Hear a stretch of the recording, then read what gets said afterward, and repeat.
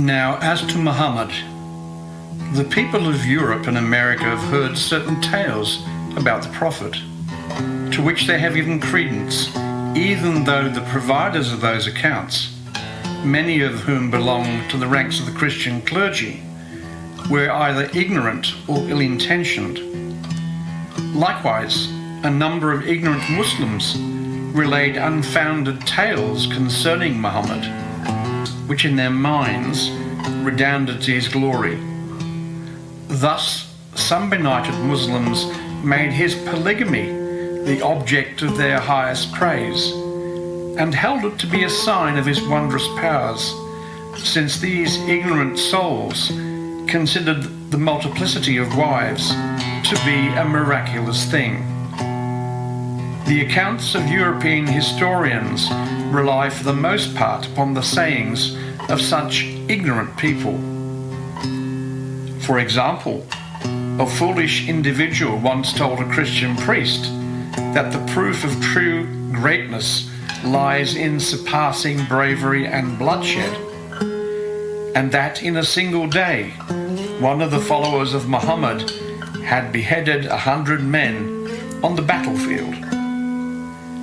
This led the priest to surmise that the proof of Muhammad's religion consisted in killing, which is nothing but vain imagination.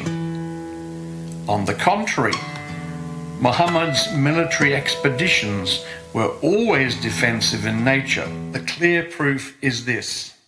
For 13 years, both he and his companions endured in Mecca the most intense persecution and were the constant target of the darts of hatred. Some of his companions were killed and their possessions pillaged. Others forsook their native country and fled to foreign lands.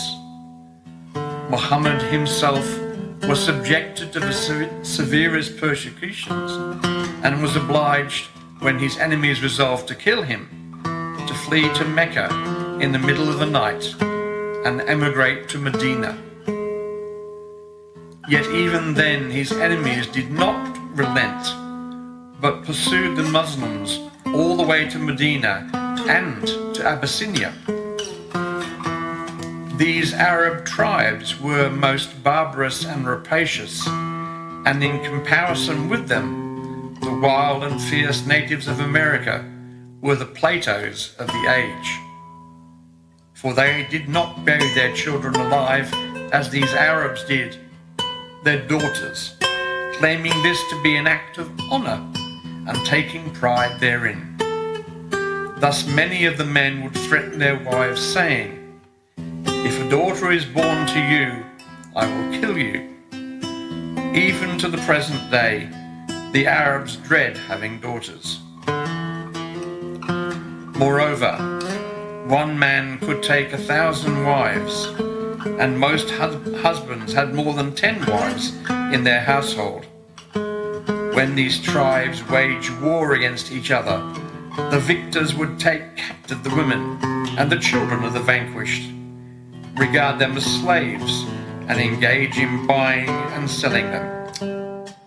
If a man died and left behind 10 wives, the sons of these women would rush at each other's mothers, and as soon as one of them had thrown his mantle over the head of the one of his stepmothers and claimed her as his lawful property, that unfortunate woman would become the captive and slave of her stepson, and the latter could do with her as he pleased.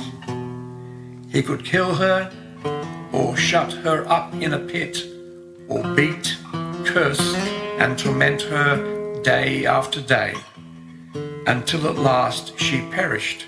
In all this, he was in accordance with the laws and customs of the Arabs, free to do as he pleased.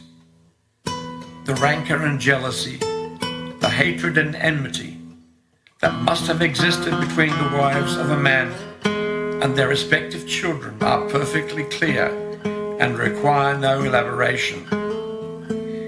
Consider then what the life and condition of those wrong women must have been. Moreover, these Arab tribes subsisted upon mutual pillage and robbery, so that they were perpetually engaged in strife and warfare, killing one another, plundering each other's property, and seizing the women and children and selling them to strangers.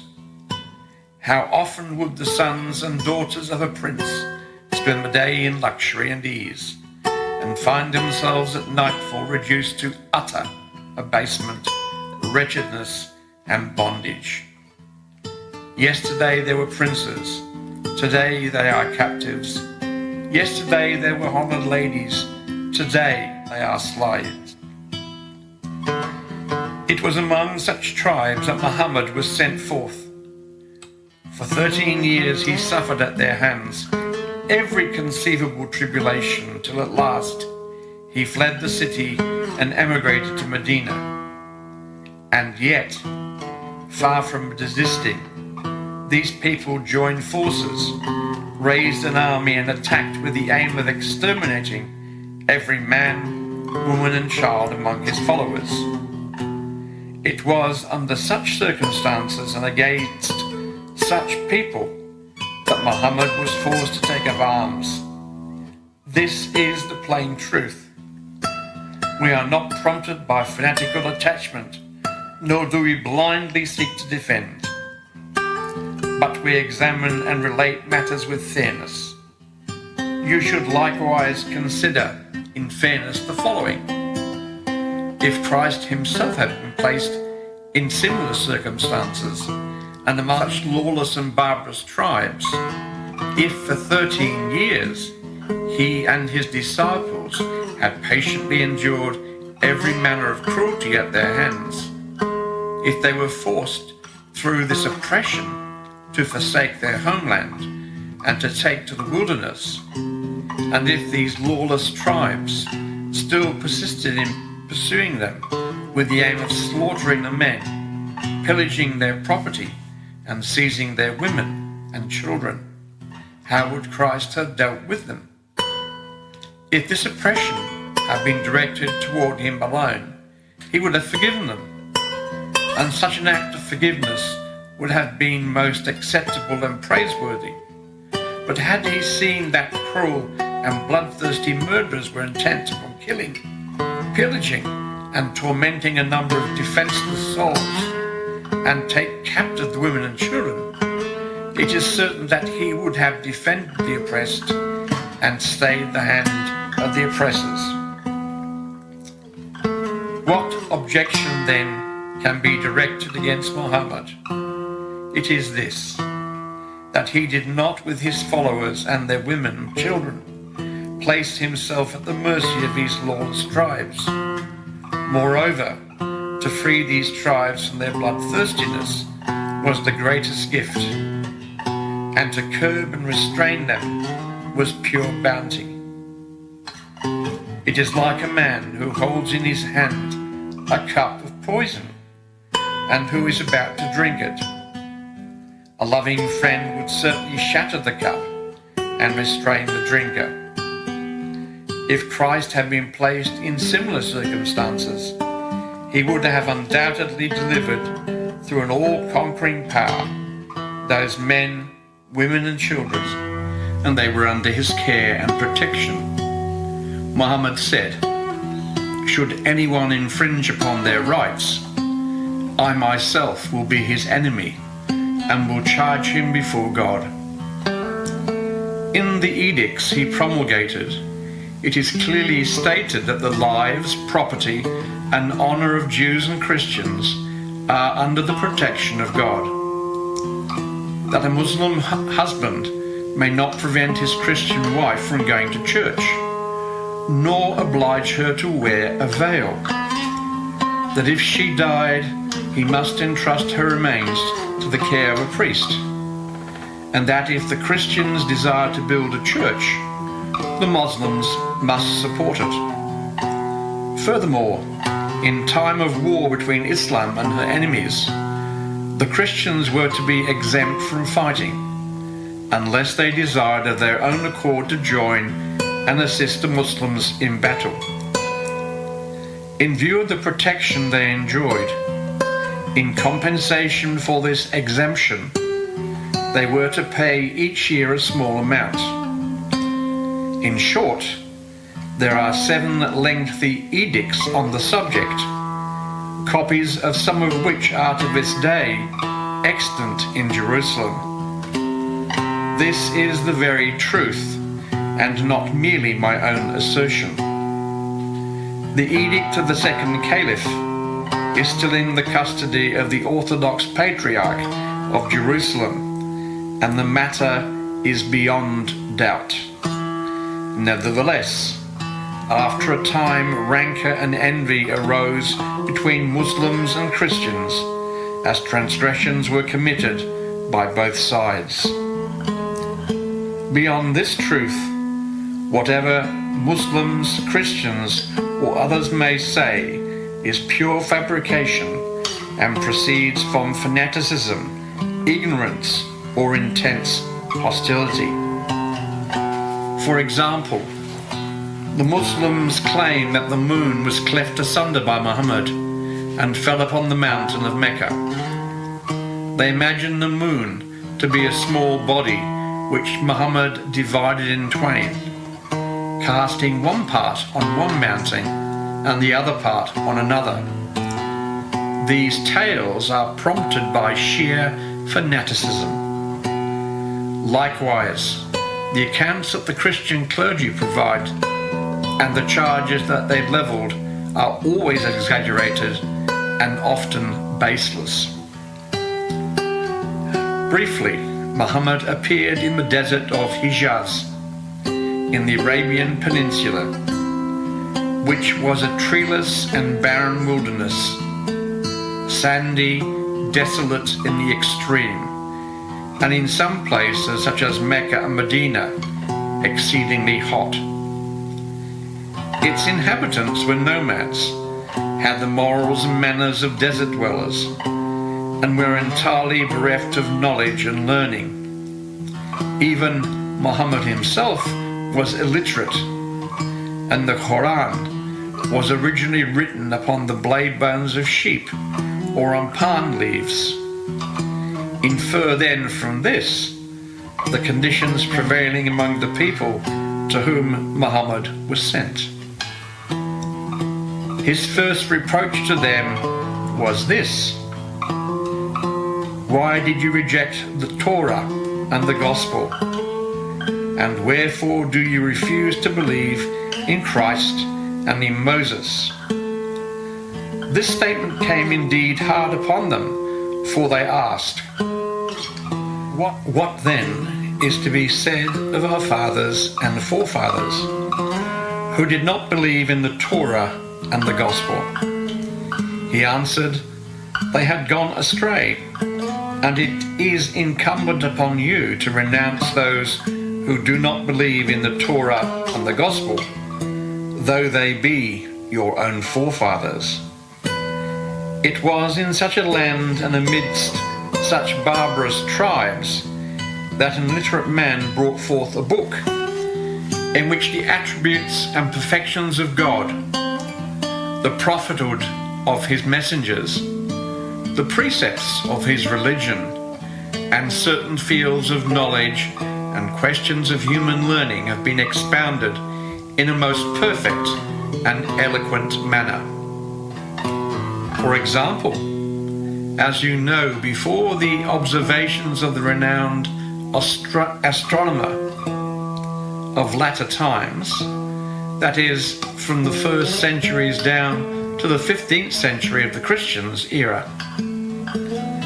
For example, as you know, before the observation of the renowned astronomer of later times, that is, from the 1st centuries down to the 15th century of the Christian era, all the mathematicians of the world were unanimous in upholding the centrality of the earth and the movement of the sun. This modern astronomer was the source of a new theory that postulated the movement of the earth and the fixity of the sun. Until this time, all the mathematicians and philosophers of the world held to the Ptolemaic system, and whosoever uttered a word against it was considered ignorant. It is true that Pythagoras and Plato, during the latter part of his life, conceived that the sun's annual movement around the zodiac did not proceed from the sun itself, but from the Earth's movement around it. But this theory was entirely forgotten, and the Ptolemaic theory was universally accepted by all mathematicians. But in the Quran, a number of verses were revealed which contradicted the Ptolemaic system. One of them, the sun moves in a fixed place of its own, alludes to the fixity of the sun and its movement around an axis. Likewise in another verse, and each swims in its own heaven. The movement of the sun, the moon, the earth, and the other celestial bodies is specified. When the Quran was spread abroad, all the mathematicians scoffed and attributed this view to ignorance. Even the Muslim divines, finding the verses contrary to the Ptolemaic system, were obliged to interpret them figuratively, for the latter was accepted as incontrovertible fact, and yet was explicitly contradicted by the Quran. It was not before the 15th century of the Christian era, nearly 900 years after Mohammed, that new observations were made by a famous mathematician, that the telescope was invented, that important discoveries were made, that the rotation of the earth and the fixity of the sun were proven, and that the latter's movement about the axis was likewise discovered.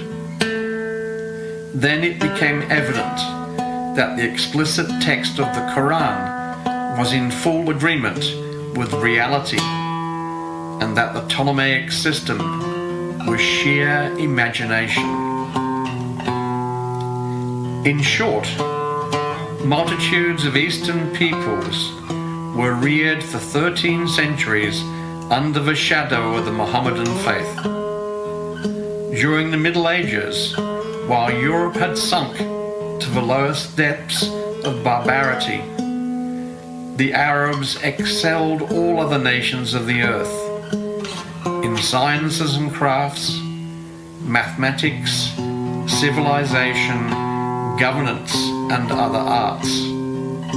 The educator and prime mover of the tribes of the Arabian Peninsula and the founder of the civilization of human perfections among those contending clans was an illiterate man, Mohammed.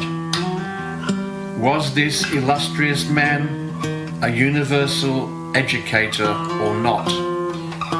Let us be fair.